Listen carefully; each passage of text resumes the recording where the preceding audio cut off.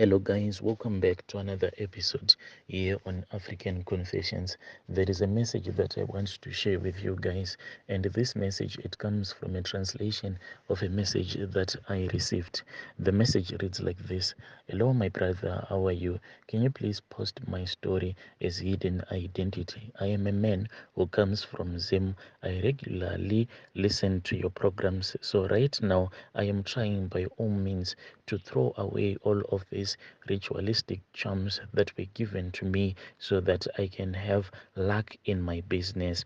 The business that I am doing right now, it is a printing business, as well as I have a small internet cafe, but it is just a matter of me surviving. Yet at the same time, I am struggling because of some of the things that I went and I took, thinking that I was going to be ultra rich. But at the end of the day, the sacrifices that were demanded from me, it was just too much, so I could not do it. When I tried to go and return some of those charms back to that traditional healer who had came here to Zim for a visit, he wanted to visit some of his clients here in Zim, even though he was from Malawi. He then said that I had to pay him, and the amount that he wanted from me, my brother, even if I work for 5 lifetimes, I don't think that I will be able to pay him the money that he wanted me to give him.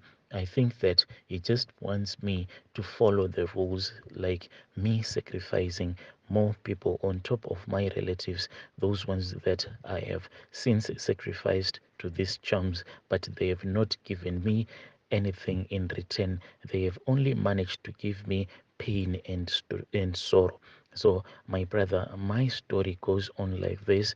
I was a man who grew up in the village, and whilst I was in the village, the woman that I ended up getting married to, me and her, we used to attend the same school. And after she had fallen pregnant, I continued with my education, but she had to drop out of school because she was now pregnant and she was now someone else's wife, like she was my wife. So she was staying at our place, and I was the one who was going ahead with my schooling. After I had passed with flying marks, I was then taken by this other man who then took me to this other company. That company, it was having a program whereby they were offering sponsorship for village students that had passed their high school exams. That is how I ended up being in university. Whilst I was in university, my brother, I then started working for this other non-governmental organization. When I was working for that NGO, I had high hopes because I thought that finally maybe I was going to work even for the United Nations. When I had returned back home, this other trip, I had traveled back home with one of my managers, and we were driving, those big cars. It was a Land Cruiser, but it was a company car. When I returned back to the village, everyone thought that maybe I had bought that car, even though there was signage all over that car which showed that this was a company car, but there was just too much jealousy in the village, and they thought that finally I had made it in life, and they chose that my life had to return back to where it was. I had to suffer. The next time when we returned back to the city, while least we were on this other project, you know what happened, my brother? As men, sometimes you can actually get attracted to a woman even though you are married. That is what happened at that time. We were going around this other village giving people food, and the food, it was straight from the United Nations. Then I fell in love with this other woman, and she was part of that program. She was supposed to get her donation. So me and her, we started dating. And when I started dating her, she had hidden the fact that she was actually staying at the place where she and her husband had bought, because to me, she had told me that her husband was a man who was quite abusive, and she had ran away from her husband after her husband had tried to kidnap this other woman, and her husband was arrested. And this was a matter of him coming out of prison maybe after 30 or more years. So when she told me that there was a possibility that her husband would come out of prison maybe after 30 or more years, I was happy and I wanted to make her my secret second wife. And she seemed to be pleased by the fact that I wanted to make her my second wife. So each and every time I would be visiting her, as well as stealing some of the portion from the donation that we were getting, then I would give her extra. My brother, when this relationship was now in the open, that was when she was called by the village headman because he wanted to know what was going on. So when she told me that she had been called by the village headman, I was really happy because I didn't want the rumors to go around. I wanted everyone to know that this woman, she was going to be my wife, and I wanted them to know that I was going to be responsible for taking care of her, and me taking care of her, she will be in no need of donations because that was the case which was happening in the village. Some of the people, they were even bewitching each other because of those food parcels that we used to go and donate in the village. So I wanted to clear the matter because people would think that simply because she was dating the man that used to bring those food parcels, she was benefiting even more. And yes, that was the truth.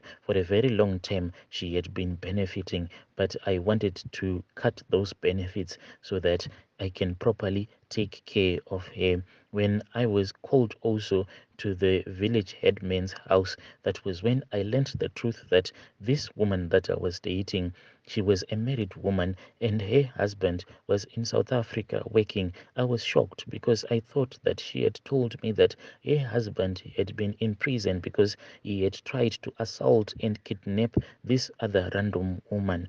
I then told the village court everything that my lover had told me, and people started laughing, and they even gave me the numbers of the men whom they said that he was the husband to that woman that I was dating. And when I tried to speak with that man, he said that I had to pay him and he wanted a lot of cattle for me sleeping with his wife, and I ended up paying. So this then gave a very bad reputation for our company. So the company had to drop me because what this woman did is that she started crying. And when she was crying, she said that she only dated me because I had manipulated her. I had told her that if she was not going to date me, she was going to be removed from receiving the food parcel that were being donated by the United Nations and delivered by our company. So the company had to drop me. When the company dropped me, I then returned back to the village, but I could not tell my wife what had happened. I started struggling. From there on, my brother, up until today, I am a man that is still struggling. When I saw that this was the way that I was struggling, I then chose to visit a witch doctor. I visited the witch doctor. All that I wanted was for someone to give me luck so that when I will be going around looking for work, my CV would not affect me because the company said that they were not going to recommend me to another NGO. So I could not use them as a reference, and that was the only company that I had worked for. So me putting a CV without work experience, it was just like trying but knowing that I'll never get any work opportunity. I went around, my brother, until I found a man who said that he had this other oil, but the oil, it was from Malawi. Unfortunately, at that time he was out of stock. He gave me a date and he said that I was supposed to return back to his place. That is when his uncle will be traveling from Malawi coming to our country because he wanted to see his clients as well. He wanted to give that man whom I had visited more stock. So I waited until that date and I went back to that man's house. When I arrived at that man's house, I saw that there was a lot of people. I also waited in line until my time came. That was when I spoke with that traditional healer who was from Malawi, and they gave me a little bottle that had some oil. It was like pink oil. I don't know where they get that oil, but he said that it was Lucky Charm oil. I was given that small bottle, and I was told that wherever I was, the oil was supposed to be close to me. At least this oil, it was supposed to have contact with me at all the times. So I returned back to the village with that small bottle of oil. But me trying to make that oil to have constant contact with me at all the times, it proved to be very difficult. And when I saw that this Lucky Charm oil was not working at all, I just then threw it away and I burnt some of the stuff that had been given to me by that traditional healer. That was when I started to experience bad news, because my child started to suffer from flu. We tried all the things that we knew, like traditional herbs, but it was not working until we saw that this child of mine, the way that he was sick, things were not okay. We rushed to the clinic, and unfortunately, they didn't have any medication. We had to travel to the next city, and we went to the general hospital. And my boy, he was admitted in the hospital. Unfortunately, they said that his lungs were filled up with water and he passed away. When we were walking out of that same hospital, whilst my son was lying in the mortuary, my wife, she just fell to the ground. And I think that her falling to the ground, it was because of the stress. She was also admitted in that same hospital. She stayed for more than 2 months in that same hospital. My I even buried our child without my wife being present. After I had buried my child, I think we stayed for something like 2 months with my wife being admitted in the hospital. The doctors kept on saying that there was something that was wrong with her, but they could not quite figure it out, like what was wrong with her. My wife then passed on as well, and we buried her. Now, my brother, I have only one child that is remaining. A few of my relatives, they have all passed away, and when anyone in my family dies, I am the first one to know this. Even if the person will be in a different country, I'll always have a dream, and my relative will come to me. They will be holding a small bottle written Lucky Charm oil, and they will just show it to me. Then they will just disappear. So these charms, when I saw that they were now finishing up my family, I then returned back to that man, and he told me that I should wait for his uncle to come back from Malawi. And when he had returned, I went there, my brother. All that I wanted was to reverse this thing, the evil thing that I had done. But he said that for him to take back the Lucky Charm oil, it was going to require a lot of cattle in terms of money, because him and I, we were not related. So he was going to take that curse that was placed now on my bloodline and placing that curse on his own bloodline. So it wanted me to give him, so he said that he wanted me to give him a lot of money, because this was not a curse to play around with.